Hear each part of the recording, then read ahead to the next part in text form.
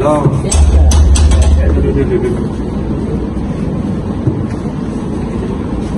Ali, kau tahu aku hormat kau. Kau ada syarikat besar, status pula Bumi Putra.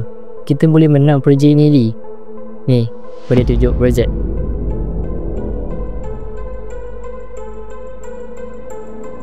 Tapi Long, ini bukan cara kita. Ini bukan cara yang betul. Nama aku saja, tapi semua kau yang urus. Aku janji, semua aku urus. Kau dapat hak kau, aku dapat hak aku. Kau tahu kan ekonomi sekarang? Kau nak tenang rezeki ke? Aku tak selesa lah bab ni. Tapi aku perlukan duit. Kalau macam tu baiklah. Tapi aku tak nak masalah.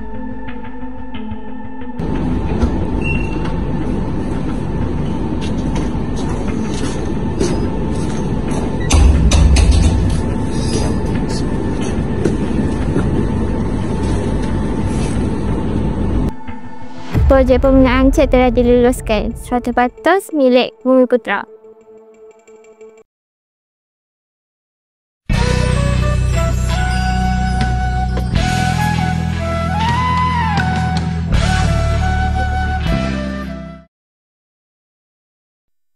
Jadi, kamu ni menggunakan nama Bumi Putra untuk menipu sistem. Ini adalah kesalahan yang serius di sisi undang-undang.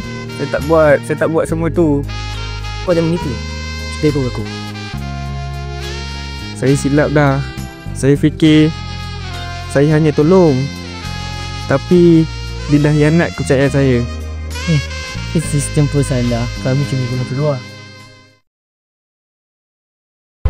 Assalamualaikum dan salam sejahtera. Saya Muhammad Ati Mirza melaporkan dari TV Al-Hijrah. Kami sekarang berada di syarikat Bumi Putra Ali Enterprise, yang di mana syarikat ini kami mendapat aduan daripada orang awam tentang penyelewengan nama daripada orang awam.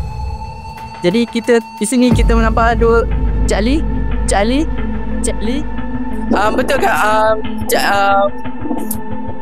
betul ke dua nama ni hanya sekadar Alibaba? Cik Ali? Assalamualaikum warahmatullahi wabarakatuh. Waalaikumsalam. Saya Farah Aliana Bismi Amran, pelajar Sains Sosial, Antropologi dan Dakwah semester 2. Hari ini saya akan mengebual saudara berkenaan isu Alibaba di negara Malaysia. Jadi sebelum tu, bolehkah saudara memperkenalkan diri dahulu sebelum kita meneruskan menebal ni? Baik, nama saya Muhammad Haikal bin Abu Bakar. Saya merupakan pelajar Ijazah Sarjana Muda Undang-Undang semester 6. Baik, terima kasih. Jadi, tanpa buang masa, boleh kita teruskan pembual kita? Okey, boleh. Okey. Untuk soalan pertama, apakah yang saudara faham tentang isu Alibaba di negara Malaysia? Apa yang saya faham, isu Alibaba ni adalah merupakan orang bukan Bumi Putra, tetapi dia menggunakan nama Bumi Putra tu untuk mendapatkan kontrak kerajaan. Okey, baik. Okey, kita teruskan dengan soalan kedua. Apakah kesan kepada ekonomi negara jika amalan Alibaba ni terus berleluasa? Jika isunya berpanjangan, bagi saya jika ada pengusaha Bumi Putra yang jujur, dia sukar untuk menonjolkan diri atau mendapatkan kontrak kerajaan lah bagi saya. Okey, Itulah. baik. Okey, untuk soalan terakhir, bolehkah saudara jelaskan apakah langkah penyelesaian yang berkesan bagi mengatasi isu Alibaba yang berlaku di negara Malaysia?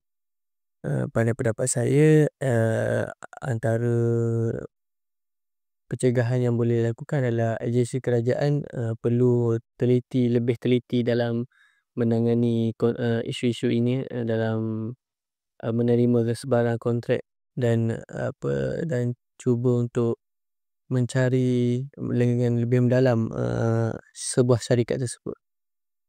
Okey, jadi itu jawapan daripada saudara Haikal. Okey, itu saja temu bual kita. Okey, terima kasih saudara Haikal.